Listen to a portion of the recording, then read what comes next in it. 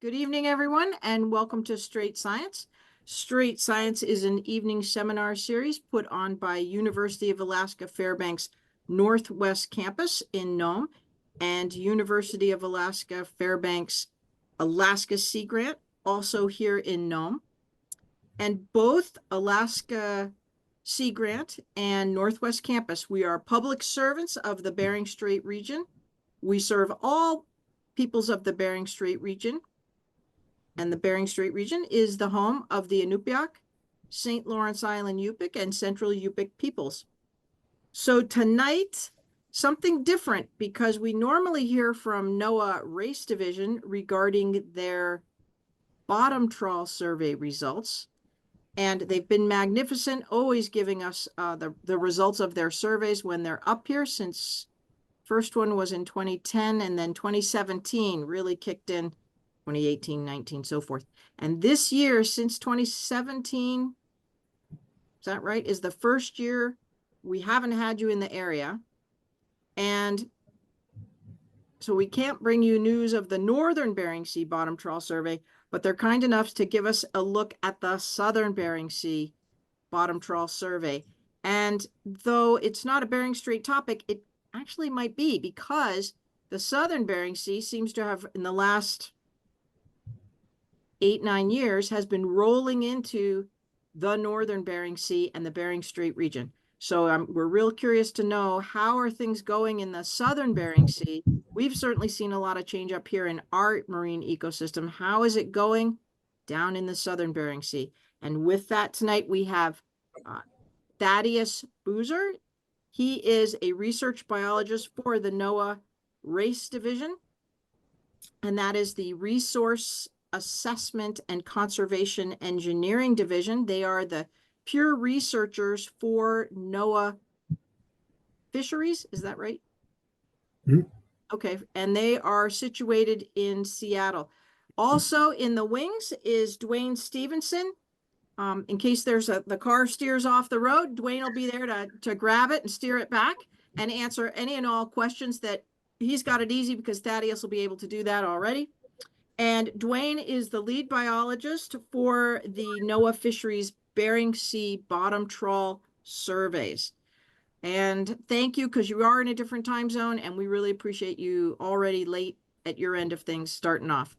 With that, thank you so much for coming here. And Thaddeus, take it away. Tell us what's going on to the south of us. Thank you so much. Yeah, thanks, Gay, and thanks everyone for being here. And thank you, UAF North Campus, for the invite. I really appreciate that we get invited here every year to present the results of our research. I actually earned my master's degree from UAF, so it's especially nice for me to be able to maintain that connection, and go Nanooks.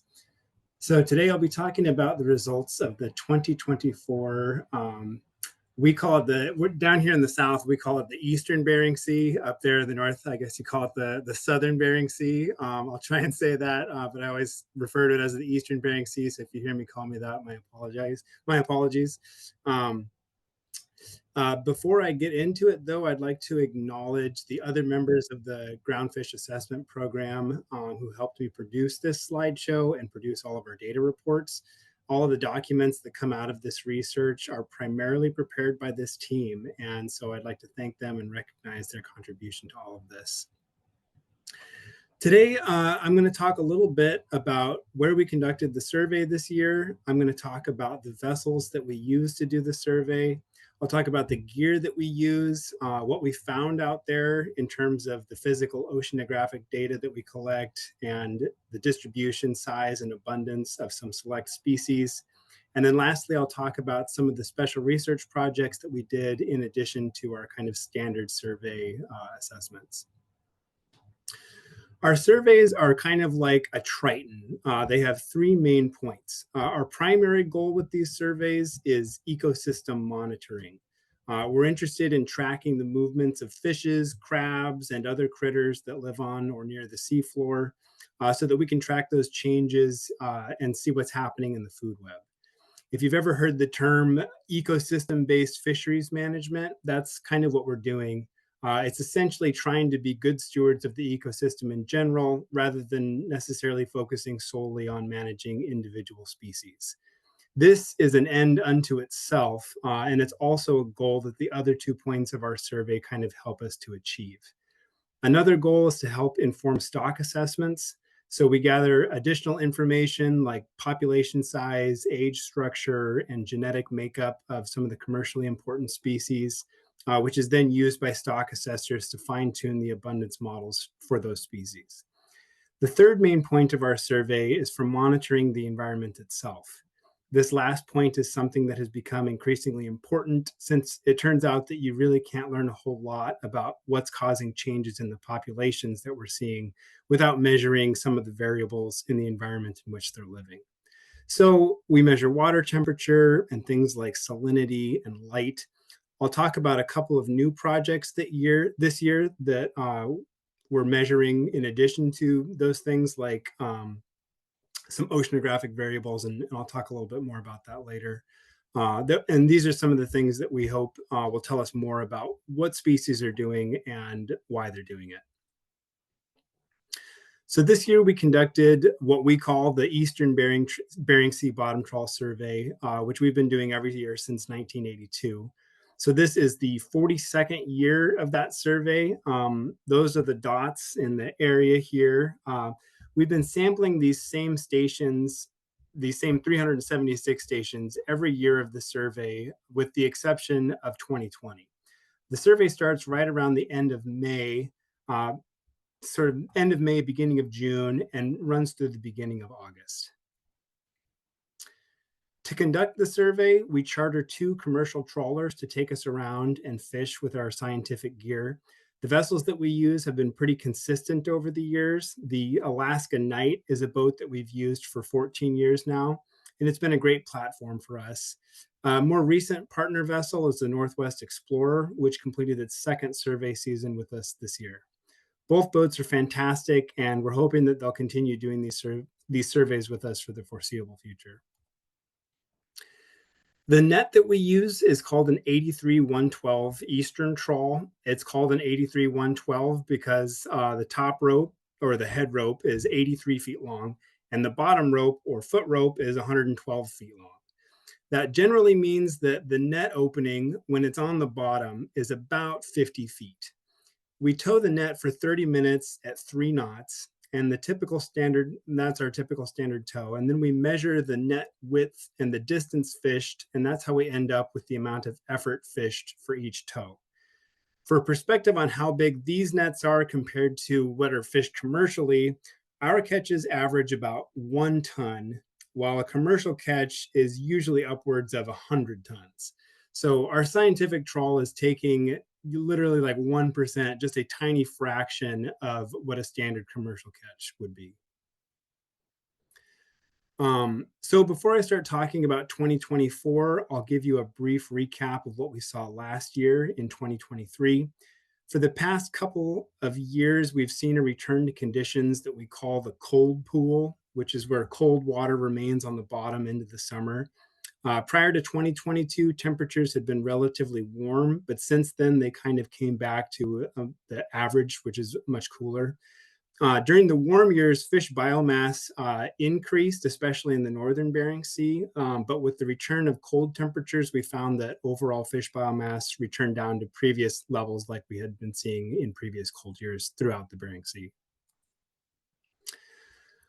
This is one of the data products that we produce on a regular basis now.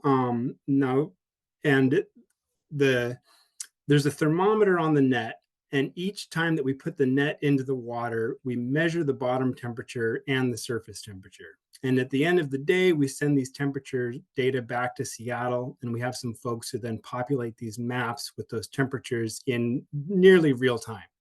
So this is a really neat tool that folks can use to see where we're at in the survey and also to see what water temperature is as the survey progresses. And we call this the March of the Temperatures plot. Here's what we saw in 2024. Much like the past couple of years, we saw another area of cold water extending down into the southern part of the Bering Sea. We didn't conduct a Northern Bering Sea survey this year, but you can see that the temperature profile where we did collect looks very similar to that from 2022 and 2023. with maybe some slightly warmer temperatures in Bristol Bay, but still cold.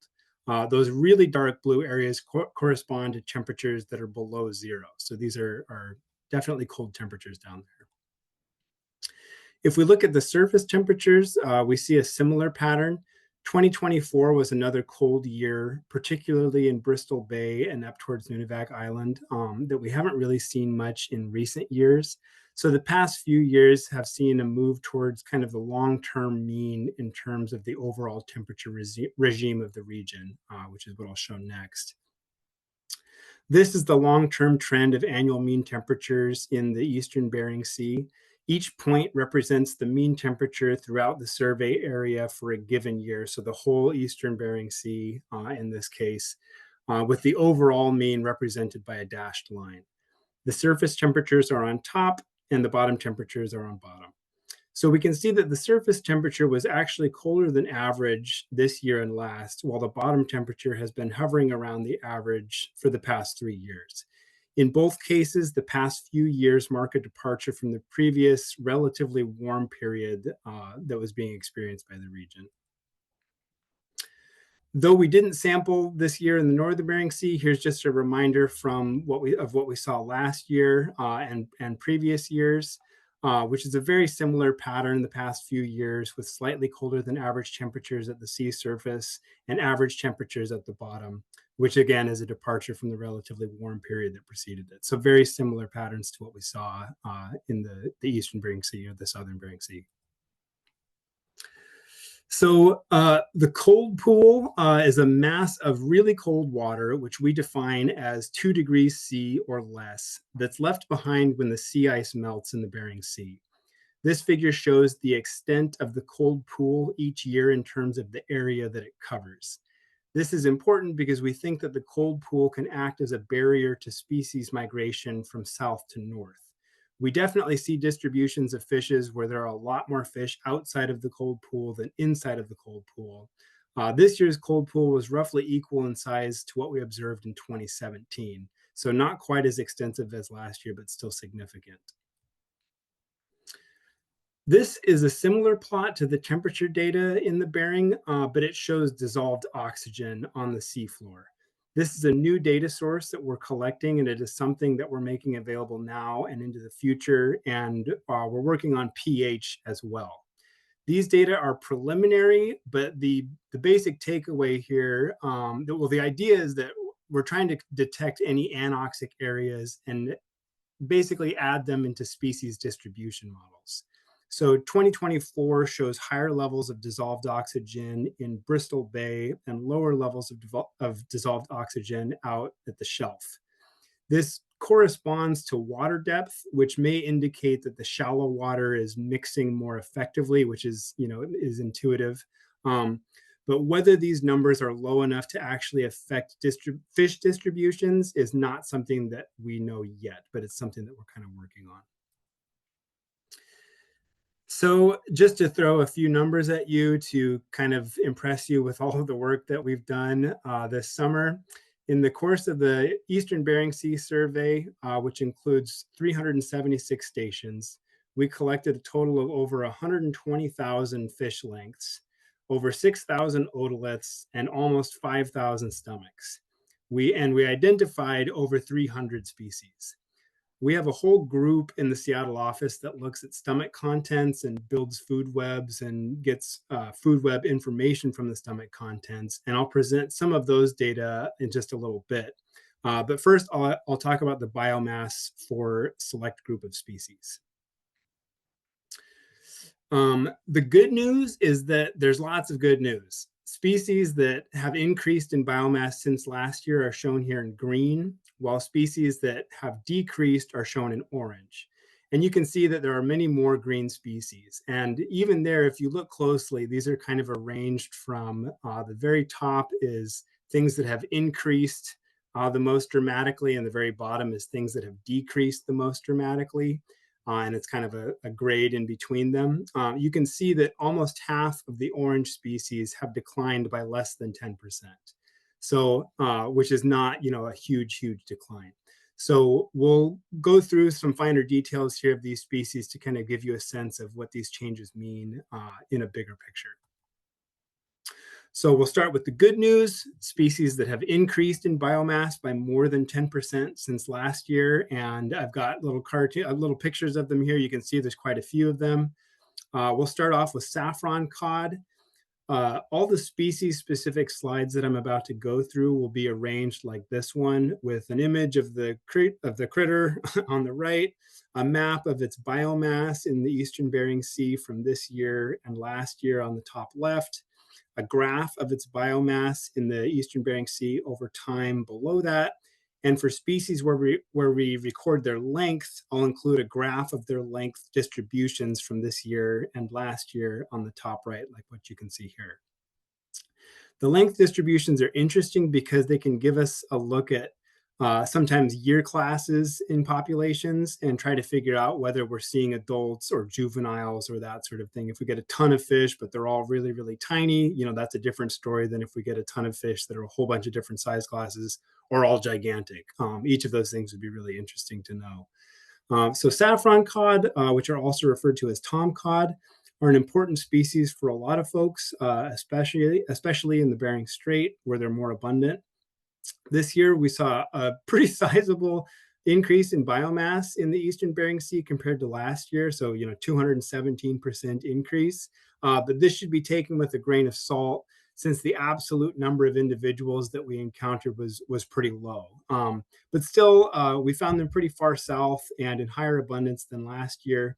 And if you take a look at the size distributions, you can see that last year most fish were in the small to medium size range, but this year we had a high abundance of very small fish and then a good number of individuals in the larger size classes as well. If you look at the biomass over time, you can see that saffron cod are never very abundant in the southern Bering Sea and have remained at a pretty steady, lower than average biomass for the past several years.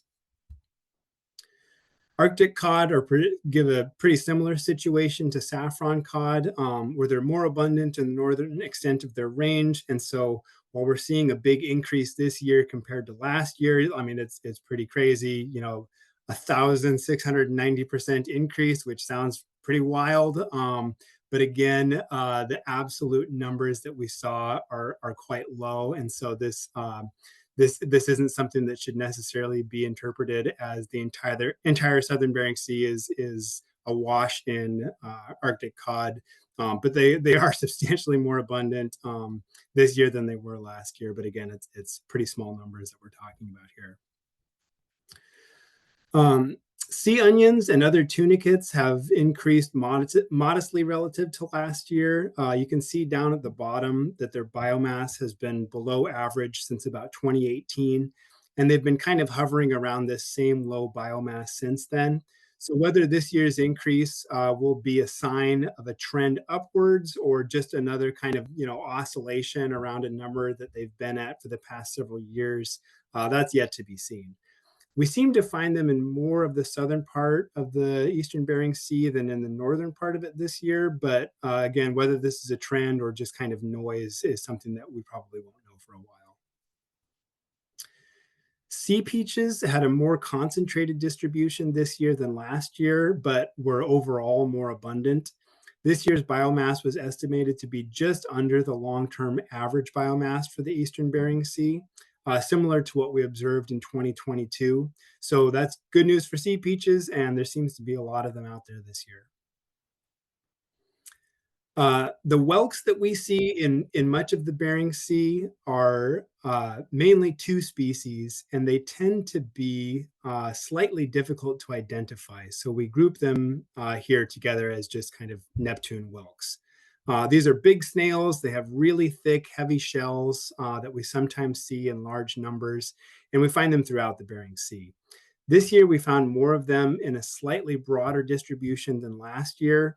Last year was a relatively low biomass year for the species. So this year, while still slightly below overall average, is much closer to the average than it was last year. This was an encouraging year for walleye pollock. Biomass was up by a very healthy amount. It was above the long-term average. and way above the kind of slightly depressed numbers from the past couple of years. Their distribution was broad with lots of high density areas. And there looks like a set of age classes with these little guys on the, I don't know if you can, probably can't see my cursor, but if you look at the 2024 size distribution up in the top right there, the bottom part of that figure, you can see these little peaks towards the left side. Those are indicating little fishes. And so you can see a nice peak around 10 centimeters and another one around 25 centimeters. So those are some incoming year classes. The left ones, those 10 to 15 sized individuals, those are going to be the kind of first year fish, and then getting into more intermediate sizes, and then adults when you get up into those bigger size classes, the 42 to 44 centimeters. So it looks like the adult size class is big, and there's two nice classes following along for the future. I'm going to talk about a couple of different species of sculpins today. These are the large-headed bottom-dwelling fishes that have spiny heads. We see a number of them throughout the Bering Sea. I really like sculpins. I've been studying them for a long time, and one of my favorite descriptions of them was from a field guide to fishes. And it was basically, the gist of it was, if you find a fish that is too ugly and disgusting to be any other kind of fish, then it must be a sculpin. And that was literally the only definition of a sculpin in this guide. But I think they're great. I'm sure there are other people who appreciate them out there as well.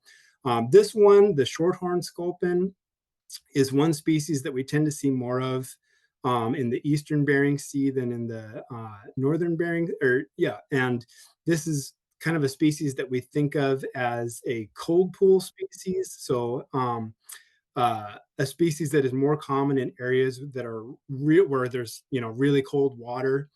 So with the return of the cold water the past few years, we're kind of expecting these populations to kind of rebound from where they've been recently.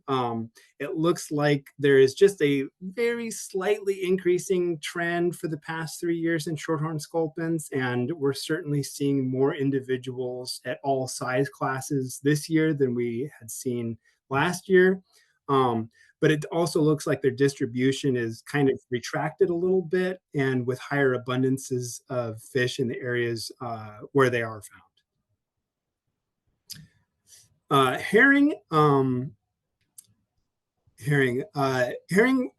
had a sharp drop last year that was pretty substantial, but it was coming down from this huge spike in their biomass. If you look down at the biomass over time for Pacific herring, you can see that a couple of years ago there was this massive spike, and then last year there was this huge drop compared to that spike. But both last year and this year are much closer to kind of the long-term average biomass for the species, and so they dropped last year, but it wasn't like the population seemed to crash or anything like that. It's more like it's more in the kind of where we expect it to be. But this is one of these species that's actually really pelagic, and this is a bottom trawl survey. We're dragging a net along the bottom, and so for pelagic species like this that tend to be higher in the water column than our net fishes, it can really be kind of hit or miss in terms of how many of them we catch in the net. And when we do catch them, we tend to get like a whole school of them, and so that can introduce some variability in our catches that might not necessarily reflect exactly what the population is doing. It might be that we just happen to net a gigantic school a few times one year and didn't get lucky or unlucky, depending on how you look at it, the next year. Red king crab was also up by a modest amount this year. They're still below the long-term average in the eastern Bering Sea, but the past few years seem to have kind of a very slight trend towards increasing biomass, so that is encouraging. Snow crab numbers were very encouraging this year. The biomass increased substantially from the past several years, and it's nearly returned to the long-term average. It isn't indicated here, but we've seen a lot of small individuals the past several years. I can personally attest to that. And so this is kind of indicative of successful recruitment. So this is a very positive step in what is hopefully the recovery of the species from that major crash from a few years ago. Bering flounder also increased significantly since last year, improving on the increases observed last year as well. So they've been increasing for a couple of years now. They still remain well below the long-term average, but the past 2 years have been encouraging. Their overall distribution in the Eastern Bering Sea is on par with what we observed last year, but there were much higher densities observed in the northeast portion of the Eastern Bering Sea that really seemed to boost the biomass estimates. We encounter several species of snailfishes in the Eastern Bering Sea, but we kind of lump them all together because they're really difficult to identify in the field. We still identify them as best we can in the field, but a lot of them we send back to Seattle, and me and Duane and the other taxonomist, Dr. Sarah Friedman, sit in a room and lock ourselves in there until we force ourselves to identify all of them. And it takes some time sometimes. So here I'm just presenting snailfishes as a group. And honestly, the species level differences may or may not be important for the ecological trends that we observe. But having said that, the snailfishes are showing a kind of significant positive trend that's been going on for about 2 years now. So this year and last, we've seen increases in the numbers that we're catching in the Bering Sea. Now, that is, though, that having said that, those are increases from what had been kind of a multi-year downward trend previous to that. So if you look at that biomass over time plot, you can see that the past 2 years have been a really great increase, but that was coming off of this kind of long-term multi-year decrease. So maybe they're swinging back up, and that was kind of a pattern that has run itself out. We'll have to wait and see what it looks like next year. Okay, so those were the species where we saw good increases in the past year. Now there are several groups of species that have pretty similar kind of biomass estimates to last year, and kind of are essentially holding steady. I'm defining that here as anything plus or minus 10% of what we saw last year. A 10% fluctuation is small enough that it could be attributable to variability in kind of the catchability of the fish from year to year. The purple orange sea star is a species that we encounter broadly in the Bering Sea, usually in shallower water and particularly in the coastal regions. They can be very, very abundant where they occur. And this is another species where we found them basically everywhere this year. And we found them everywhere last year, and we found them everywhere in previous years. So no real meaningful change, we don't think, in the overall abundance in populations of purple orange sea stars, even though they were down, not a crazy amount, 10% from last year's estimate. They're still very abundant, still broadly distributed, still everywhere that we go. Yellowfin sole had a similar distribution in biomass this year as they did last year. They're below their long-term average biomass, but this species is known to make a spawning migration into shallow water in the late spring and early summer, followed by a return to deeper water after spawning. So depending on the temperature conditions of our survey area, in a given year, we might see a different proportion of the population in our survey. So this could explain some of the variability that we're seeing with their biomass and kind of the patchiness of where we find high density areas of their distribution. You can see if you look at the biomass estimates over time, there's kind of this, kind of saw-shaped pattern there, and that might have to do with just kind of the luck of when we run into them on their spawning migration. Northern rock sole are very similar this year in both biomass and distribution to what we observed last year. The biomass is still below the long-term average for the species, but it's been increasing just ever so slightly the past few years. Looking at the size distributions, it looks like there's a strong year class of 10 to 15 centimeter fish, which is encouraging. And as it matures, could kind of lift up the overall biomass of northern rock sole in the eastern Bering Sea. Alaska plaice, an important species for a lot of reasons, and essentially our estimate for the population this year is exactly the same as it was last year.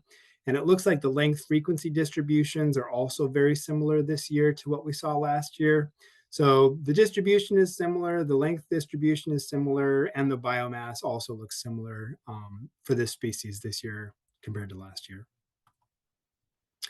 Likewise, Alaska skate metrics this year were nearly identical to those from last year. Biomass, distribution, length frequency, all virtually the same.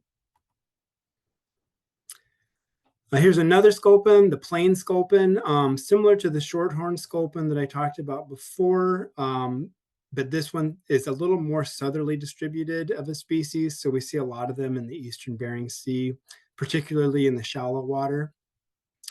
The estimates for this year are very similar to what we observed last year. The biomass is still well below the long-term average for this species, but this is one of those species that is essentially a really coastal species. Anytime we have a species that's found in really shallow water, really close to the coast, there's a concern about how well we're actually sampling them because we just don't do a lot of tows that are in very shallow water next to the coast. So it could be that the past couple of years, a larger number of those fish were inside our survey area. We're hanging out in really shallow water. It's a potential source of variation that we're aware of, but it's kind of hard to correct for it. Pacific cod are looking very similar this year to what we observed last year in basically every respect. The biomass is holding steady at just under the long-term average. And this is another case where we see several different year classes in the length frequency distribution. There's kind of three peaks if you look up at that graph there, and these are probably 1-year-olds on the far left, 2 to 3-year-olds in the middle, and then older fishes on the right.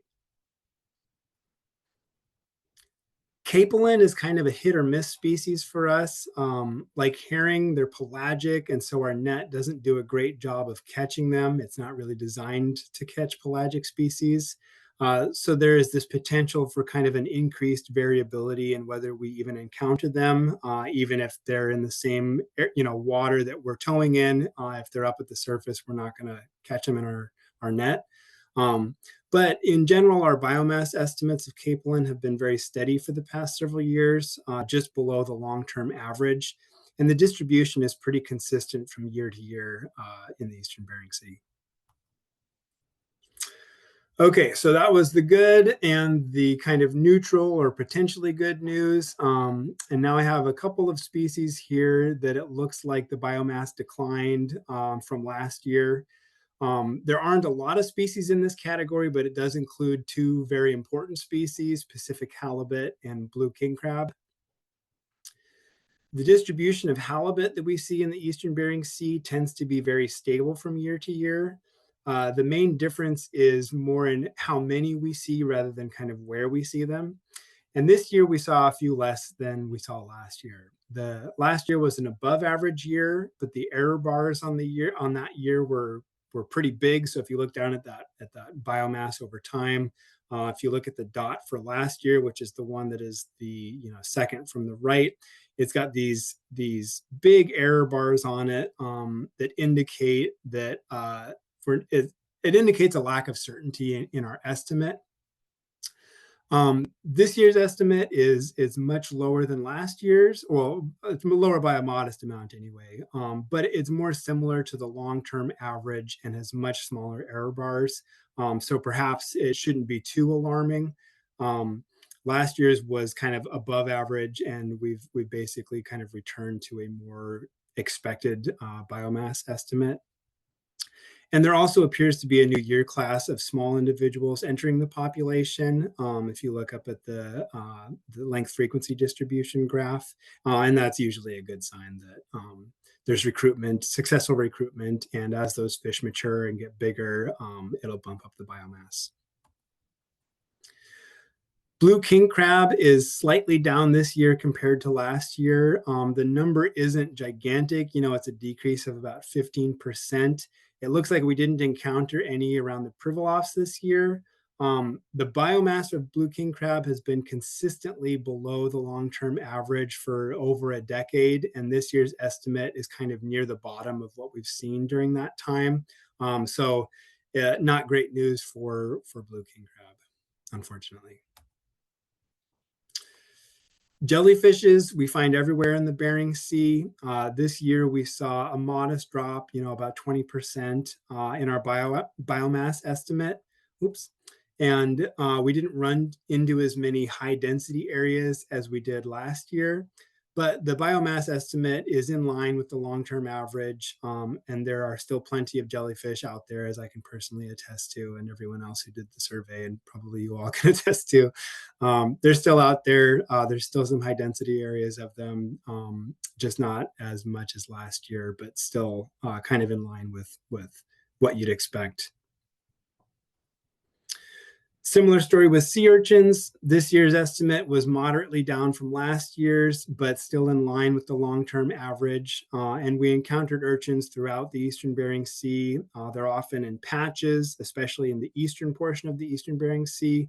Some areas can have very high urchin densities, such as near St. Lawrence and the Pribilofs. If you look at the abundance geographically up in the top left there, you can see those really dark areas. Those are areas that have really, really high density, and you can see that there's maybe a couple more last year than there were this year, but still plenty of high density areas this year, and we still encountered them throughout the survey. So overall, much more good news than bad news. There was really only a handful of species that significantly declined compared to last year, and most of those that did appear to really be doing just fine. Their biomass estimates this year are in line with the long-term average for the species. The only really potential sad story is the blue king crab, but as I'm sure everybody knows, they haven't been super abundant in the Eastern Bering Sea for a while. Okay, so the idea here with this slide is to kind of just give you an idea of all of the different exciting projects that we're doing here. In addition to kind of our population level and biomass stuff and measuring lengths and pulling otoliths and all of that, we do a huge number of special research projects every year. We do this in conjunction with partners all over the world, universities, other government institutions. We partner with a lot of researchers and collect tons and tons of data, in addition to just kind of our standard set of lengths and sex and ages and things like that. I'm not going to go over all of these different special projects, but I do want to kind of highlight a couple of really fun ones that I'm excited about, that we're all very excited about. One of them is the stomach collections. This is something that we've been meaning to talk about every year, and by golly, we're doing it this year. So stomach collections are a really big special project for us. We do them every year. While we're out there, we're taking stomachs out of several species of fishes. We preserve the stomach and send it back to Seattle, where it gets analyzed by experts who live to cut open preserved stomachs and identify their contents, and they're very, very good at it.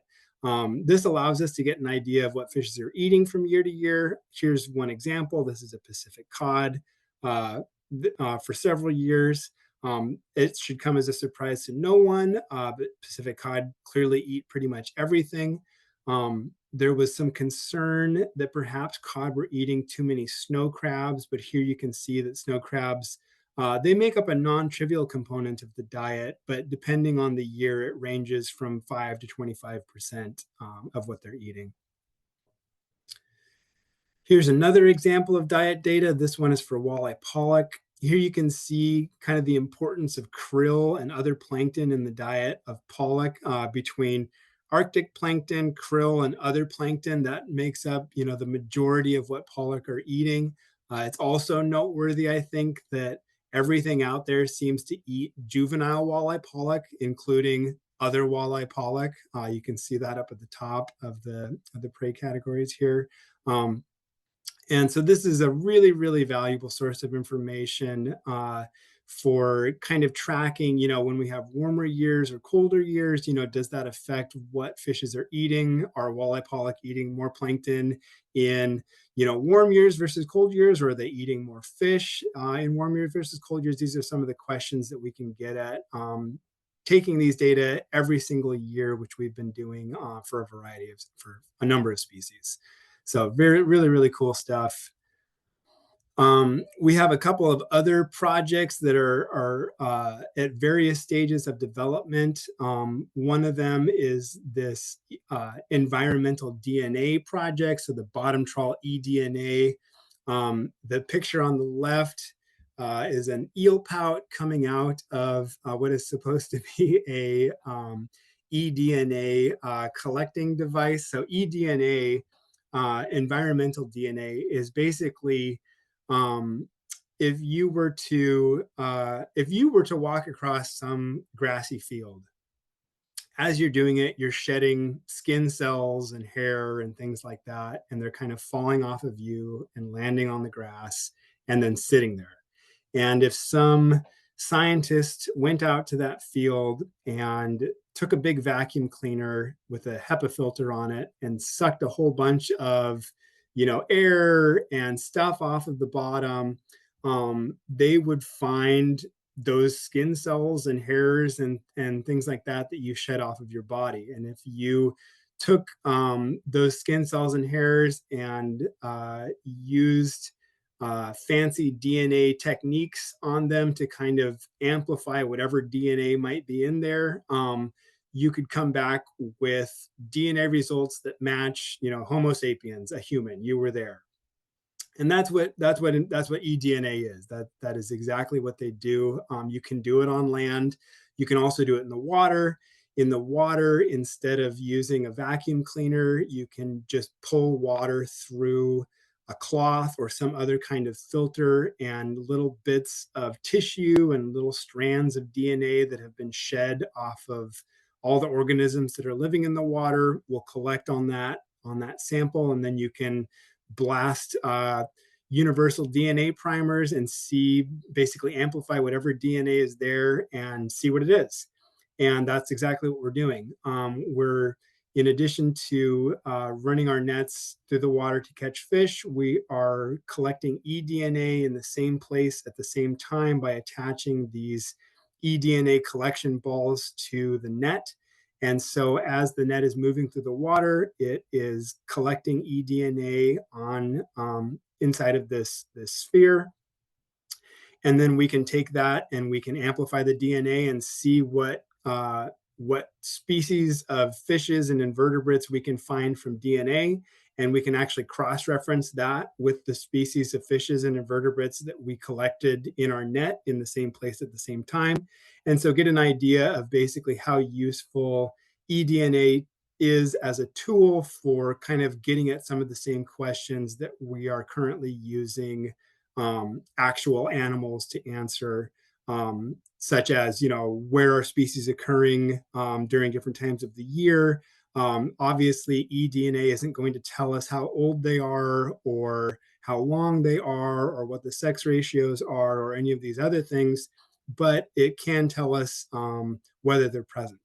And so it's something that we could use during times of the year, perhaps when it would be unfeasible for us to be going out and doing the full survey, collecting everything. We might be able to still get eDNA and still learn some things.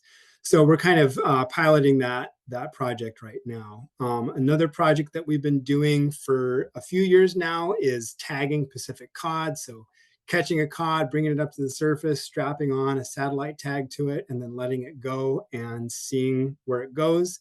And that's been really interesting. It turns out Pacific cod swim really long distances, especially between the summertime and the wintertime, where they're spawning. So they're moving north and south, they're moving east and west, they're doing all kinds of interesting stuff. And we're slowly kind of getting a better, clearer picture of major trends and where they're going during different times of the year. And that cod tagging has been so informative, actually, that we've partnered with the Bering Sea Fisheries Research Foundation and the Alaska Department of Fish and Game to start putting some of those same kinds of satellite tags on red king crab in Bristol Bay. And of course, tracking movements of species like king crab can tell us a lot about what they're doing, when they're doing it, and it can give us information about the times of year when we're not able to sample. Our bottom trawl survey only happens in the summertime, and so we can get lots of great information about what they're doing in the summer, but we don't have nearly as much information about what they're doing the rest of the year. So this year we put a lot of tags on crabs. We tagged over 100 red king crabs in Bristol Bay and the surrounding area. We should start getting data from that back soon. The tags are supposed to release at different intervals. The first batch was in October. We haven't seen the results of those data yet, but we should be getting them at some point. And then there will be more releases in January and April with more information from those tags. So hopefully, stay tuned in future years. We'll have some really interesting stories to tell about that. Another thing that's become very clear to us as we've been doing this survey is that we need to start modernizing the survey. The bottom trawl survey that we did this year is pretty much exactly the same as the bottom trawl survey that we did in this region, in 1982 and in the late 70s. And our gear was actually designed back then, and the survey itself was designed back then, and it was a really great survey design back then. It doesn't necessarily fit with the goals that we're trying to accomplish today as well as it could. And so we're embarking on a long-term project to modernize our overall survey. The reasons for that are many, but the primary ones are the footprint. So we don't just do one Bering Sea survey. We do the Northern Bering Sea survey, we do the Eastern Bering Sea survey, and we also do a Bering Slope survey once in a while. So we're covering a single mass of water with 3 separate surveys that can become prey to different funding availability and don't really match the distributions of the species that we're sampling. For example, some species like pollock seem to go back and forth between the northern and eastern Bering Sea research areas, and that's caused kind of some interesting anomalies in the relative abundance of cod in the eastern Bering Sea or the southern Bering Sea versus the northern Bering Sea. When water temperatures warm up and cool down, it appears that the pollock are kind of just moving north and south, but because we separate our surveys by this kind of delineation between north and south, it gives us some kind of funny results that would be easier if we were sampling the entire thing as one unit. And our gear is also obsolete. And what I mean by obsolete is not that it's old, though it's not old. What I mean is that it isn't used by anyone anymore. The trawl that we use is not used by anyone else in the world. So the trawl doors, the nylon webbing, and even the floats are not used by anyone in the industry. So what that means is that they're really hard for us to source and they're really expensive to replace. So we need to update our gear to modern commercial gear standards so that it's more available to us. So this year we performed some trawling comparisons with different gear on the shelf and on the slope. We also tried different trawl durations, so trawling for 15 minutes versus 30 minutes.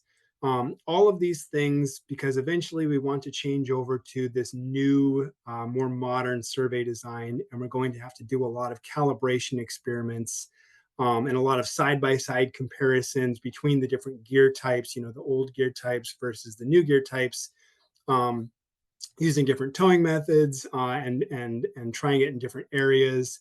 It's really time consuming, and it's going to take several years for us to do this, but it's going to allow us to basically link all the data that we've been collecting, since 1982 with all the data that we'll be collecting into the future using the more modern methods and still have them be, comparable. So kind of the take-home message for folks in the Bering Strait is that this probably means that over the next few years, we're going to be reducing the sampling frequency and the footprint in the northern Bering Sea. With our current levels of resources and staffing, we just can't do all of the modernization work and all of the survey work at the same time. And so that potentially means that we'll have to kind of re-envision how frequently we are sampling the northern Bering Sea, at least for the next couple of years. Obviously, we didn't sample it this year, and we're probably not going to sample it in 2026 either. But then the payoff will be that once we've been able to kind of modernize the survey and modernize the footprint of the survey, so sampling the entire Bering Sea as one unit, then we'll be able to be sampling, every year. And that's kind of our goal. So the take-home messages from this talk are 2024 was very similar to 2022 and 2023 in terms of the overall temperature regime. The cold pool is still there and similar in size to what it's been the past couple of years. The biomass of most species in the Eastern Bering Sea are increasing or holding steady, but there are some moderate declines for halibut, urchins, and jellyfish, though, again, those ones are kind of coming back down to the long-term average of what that species is expected to be. But for the blue king crab, it's kind of more, it's not as much as we would hope or predict that the biomass would be. It looks like it's just a slow decline, which is not great. And then we're doing lots of great, in addition to kind of tracking the species up there in terms of their biomass and the health of their populations, we're doing all of these extra exciting research projects, both kind of in-house projects and also partnering with lots of groups around the world to basically get as much information out of this as we can. So we take these fish and we measure everything and we weigh everything and we extract every bit of information that we possibly can to use them to their fullest and not waste anything, especially the effort that goes into it and all of that. And we are working on a modernization of the survey to bring it into line with current catch methods and current gear availability and make it even more efficient so that we can sample more extensively every single year and keep track of things and report it back to you folks and people around the world. And I want to put a plug in for ways that you can access our data. All of our data from this year are available online already, and there are several different ways that you can get those data and learn about what we're doing. Our general data products are all here. We have a mapping tool here that you can use to actually map out the data, including where we found all the fishes and invertebrates. And then if there's specific data that you want to request from us, there's a place you can do that as well. We put these QR codes in here so that hopefully you can look back through this talk at some later point. These get uploaded to YouTube. If you're watching this on YouTube, you can just pause the video right here and put your phone or mobile device that has a camera up to one of these QR codes, and it'll take you to our websites where you can access these data.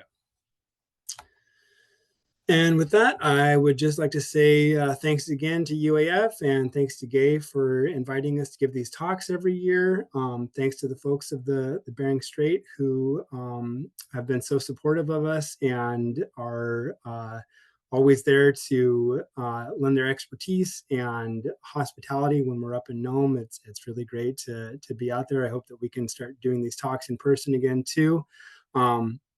Special thanks to the scores of people who participate in the survey. There's something like 35 or 40 total people that were actually out on the boat this year, and many others that support us on land. So thank you, and I'll be happy to take any questions if there's anybody who would like to ask them. All right. Wow. Thank you, Thaddeus. That was awesome. So while everyone's working on their questions and thoughts, this is a good time to give Thaddeus a little love and Duane. He didn't even have to speak yet. And Thaddeus, a little love in the chat box. It's never easy being a public speaker. And it's never easy being a public speaker, even if you've done it. So thank you so much, Thaddeus. That was a great presentation. And oh, people are really hip now with little hearts and things like that. So it used to be, great, but you get the full gamut of things. All right. So I know I've got a question right off the bat. We'll see if someone else has a burning question.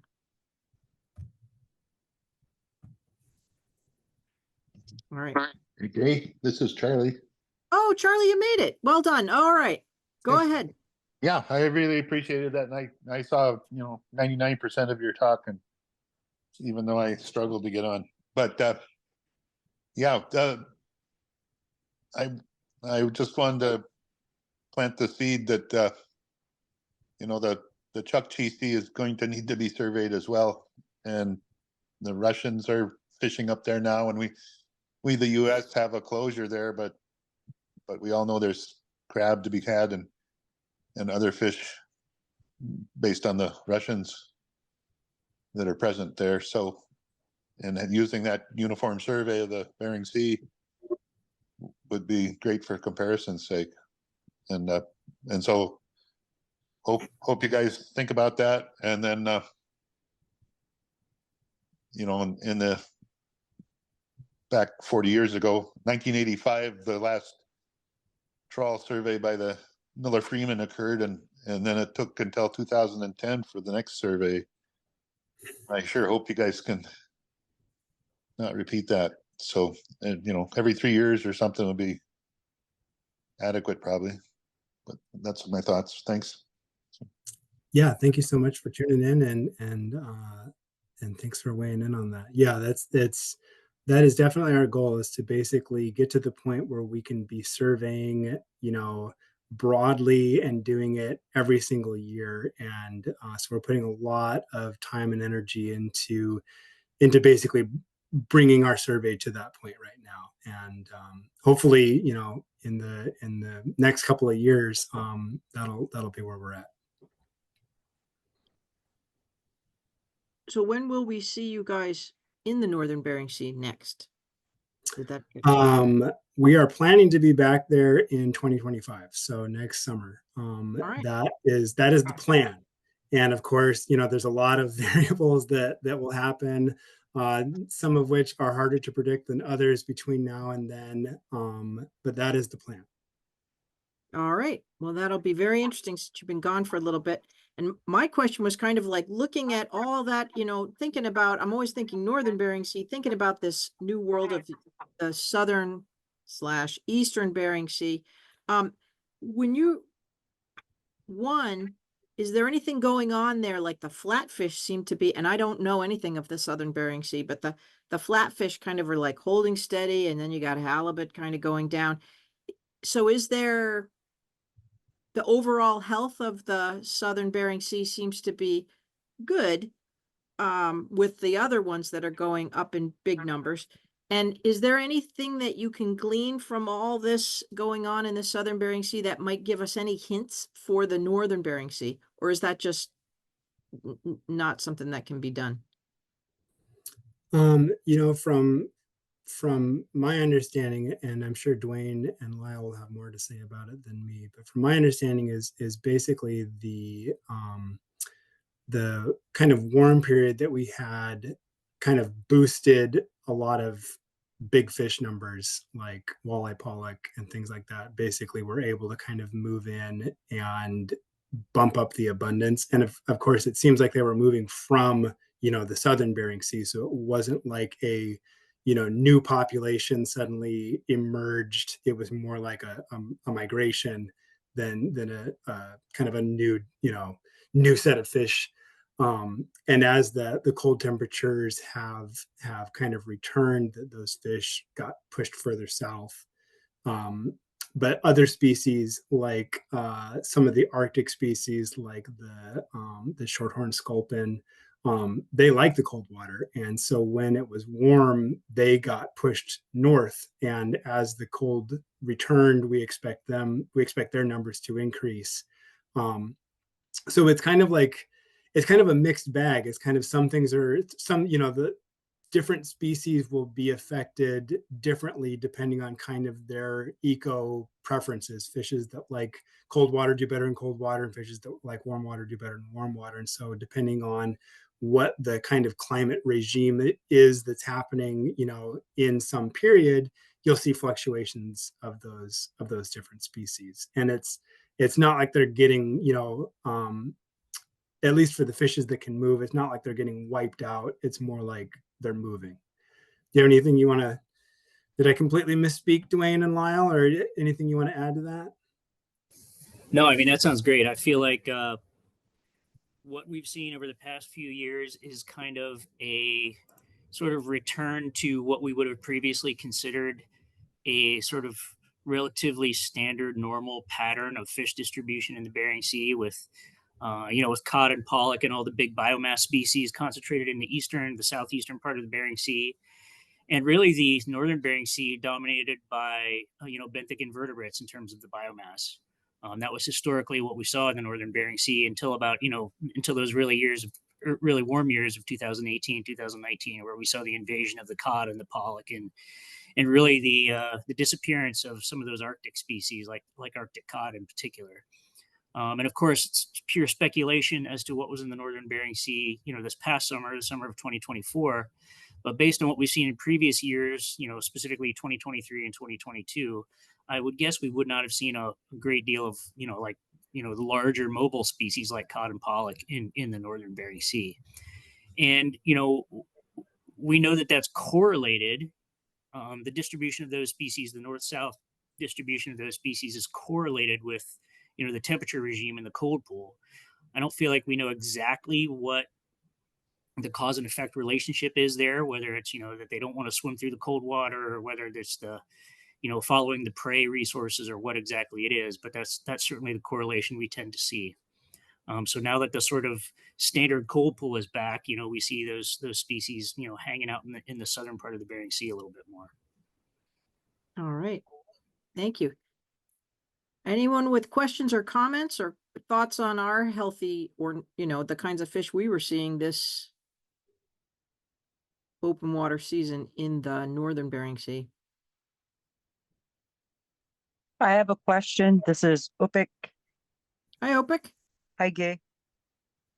Go ahead. So the blue king crab, you say the biomass has decreased for the blue king crab. Are you trawling for the blue king crab like more near St. Lawrence Island? Because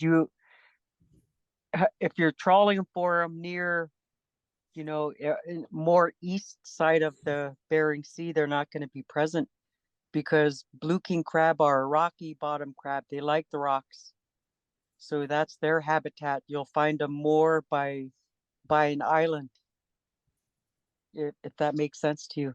But are you trawling for them? My question was, are you trawling for them more on the St. Lawrence side, or are you checking on the east side and taking data, taking the eastern waters as data? I'm just curious. Yeah, Can and maybe show your map, maybe? yeah, I can. Yeah, thank you for thanks for tuning in, and thank you for your question. Mm-hmm. Yeah, I think I can answer that one while you're looking for the map there, Thaddeus. Right. Thanks. Mike. So the numbers that Thaddeus was showing today were just from the eastern Bering Sea, not from the northern Bering Sea. And basically, we saw blue king crabs in the same place in the southern Bering Sea that we always do, which was, as you mentioned, those rocky habitats. So right around the Pribilof Islands, right around St. Matthew Island. Those areas of rocky habitat are where we've always seen blue king crabs throughout the time, at least the recent surveys. And then, of course, when we do the northern Bering Sea, we do see them right around St. Lawrence Island as well. But yeah, when we just do the southern Bering Sea area, we only see them in the areas of the Pribilofs and St. Matthew Island, and that's where we saw them again this year, just not quite as many. And you're trawling in the summer season is when you're trawling. Correct. Yeah, those So stations both would have times been for 2023 and 2024, you're trawling in the summer season. You know, the blue king crab, because we have them around our island, and we grew up with knowing blue king crab. But blue king crab, they're in the fall and summer season. The blue king crab they go offshore. That means they're going to go away from these islands and they're going to go out. They won't be so much present in these areas around the rocky areas because it's their season to be way offshore. So in the winter and spring they come inshore to breed and lay their eggs. Thanks, yeah, of Opic. course. Yep. And thank you. I don't know, Thaddeus, Opic's calling from Diomede, right in the middle of the Bering Strait. When she's talking about islands, her Okay. island. Yeah. Well, thanks again for tuning in. Opic. Appreciate it. Nice presentation. Thank you. Thank you. Yeah, so interesting to see this part of the world here. The other question I had, if I can jump right in, I guess, is you're so far south that you've got this bigger, huge area compared to when you're up in the northern Bering Sea, Bering Strait region. And I saw like your pollock, woo, they went up 74%. Does that happen because the fish are, I just don't know much about this region. Is that because the pollock were like, yee, it's a good year to be a pollock? Or did fish come in from the west? You have so much west that can they do that? Is that something that you can check on, or how much drift is going on this way, east west? Yeah, so there's definitely potential for that kind of thing. And like I Okay. was talking about with, kind of fish moving north and south, moving into the, what we call the northern Bering Sea versus the what we call the eastern Bering Sea, the north versus southern Bering Sea. If they're responding to water temperature changes, which have been, occurring the past few years, then they can kind of disappear from one region and appear in another region. And if we're not sampling the northern Bering Sea like we didn't this summer, then if a group of them disappeared from the southern Bering Sea, they could have just gone to the northern Bering Sea. That is certainly possible. Or like you said, they could have gone to the western Bering Sea. Yeah, That's certainly a possibility. Fishes, they don't really care about our national boundaries or our arbitrary delineations of the of the Bering Sea. They care about other things, but not that. Yeah, they don't have to deal with geopolitics. So good on fish and creatures of the sea. That's nice about that. Mm-hmm. Yeah, and but like with pollock in particular, what we're kind of looking for with an indicator that the population is doing well is recruitment of these small size classes where you have a big group of small individuals, and as those ones grow and mature, they become bigger and bigger and the biomass increases.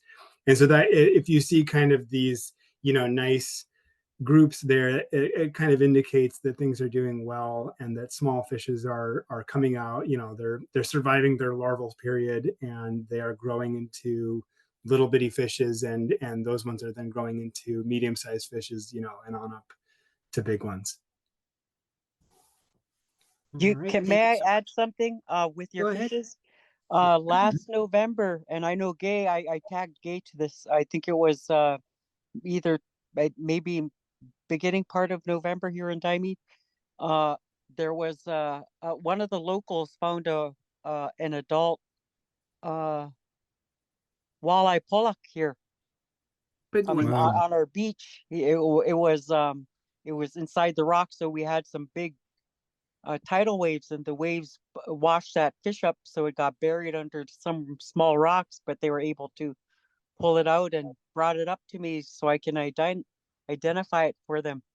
Yeah. That, you know, so that the walleye are here, and you know, we know oftentimes they're gonna be present in our water. That So- wasn't the first time. Yeah. November That's really 13. cool. November Okay. 13th. Wow. And do you remember the length of it, Opik? You had a measuring Yep. tape. It was 28 inches. Wow. Yep. November 13. So we still have sea lions being reported, and there's actually Opik was visiting with Native Village of Gamble, and they had over 100 sea lions down there hauled out. I'd say less than Thanksgiving. So, you know, it's pretty late for these things, but we're all adjusting to the new Winter. if you could extended fall, yeah, whatever we call it now. It's Yeah, it is crazy because here in Diamond, you guys we're talking big changes. You know, this has to be the first time we see slush flow down the strait in December. Where was it in November? It wasn't Huh. present. yeah. Wow. Yeah, so there's no real ice, right? Opik in the strait today. Nope, it's just fragments of new ice with some slush. Yep. Wow. So it'll be interesting when you come up, if you guys are able to return this summer, given everything you've got, all the hurdles and finances and things like that. It'll be interesting to hear your results, and we look forward to your return and hearing what you found. That'll be Yeah. very interesting to everyone here. Yeah. I That's think really I cool. mentioned earlier, the Russians were fishing up into the Chukchi, sort of central Chukchi, central in all ways, central Chukchi. They were midway, and they were right on the center line there of the border, not veering too far from that. So what are they catching? And very interesting to us to see all that or hear about it. Yeah. So with that, any other questions from the group?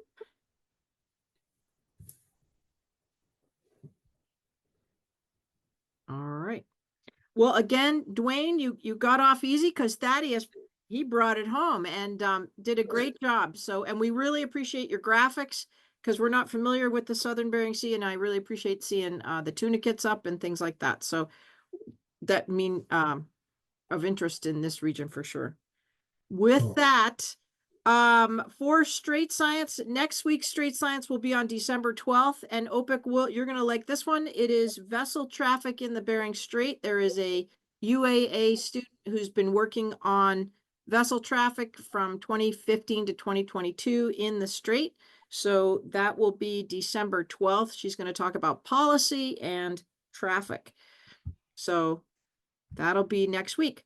With that, with no other questions, Thaddeus and Duane and Lyle, if you guys want to stay on for a second, we'll shut her down and let everyone continue with their evening. Thank you so much, everybody.